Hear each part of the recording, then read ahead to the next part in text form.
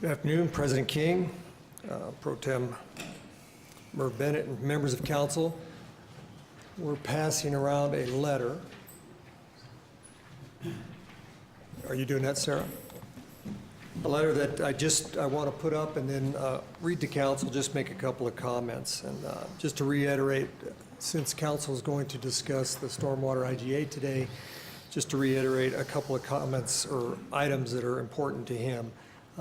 Mayor Bach couldn't be here today. He had a family funeral that he had to attend in Denver. Otherwise, he would have been here. But he did want to make sure that I thanked you for the opportunity he had to meet with you yesterday.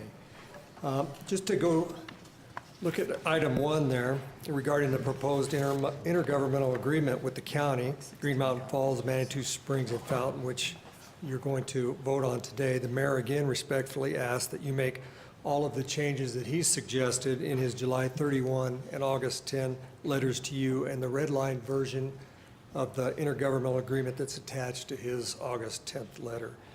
Those changes are important to ensure that, this is really important for the mayor, that the best interests of the Colorado Springs citizens are protected while the city continues to be a good partner and good neighbor with the surrounding communities and governments, and that the executive and legislative branches have comparable representation on your proposed Pikes Peak Regional Drainage Authority Board.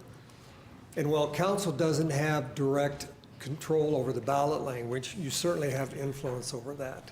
And so I want to make a couple of comments about that regarding the draft election ballot language, which the mayor just received from the county late on Friday afternoon. I included that statement in here because it's been suggested over and over that the mayor is late to the game. It's been out 2 years. He hasn't had a chance to comment.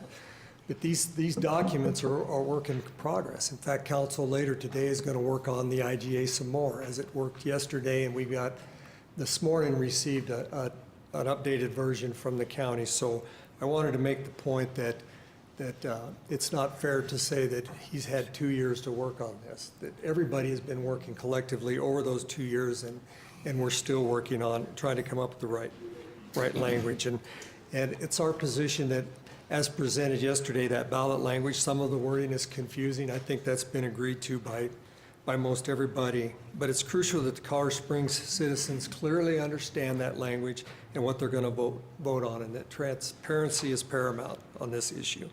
So a couple of items I'd just like to call out.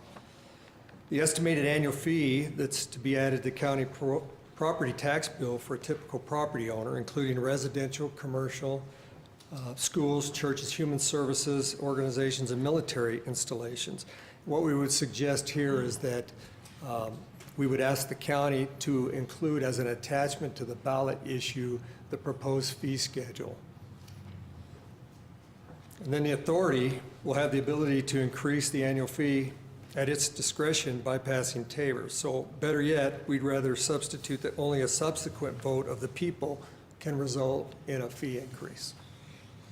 And then finally, shorten the term of the authority from the proposed 20 years to 10 years to ensure voters will have an earlier opportunity to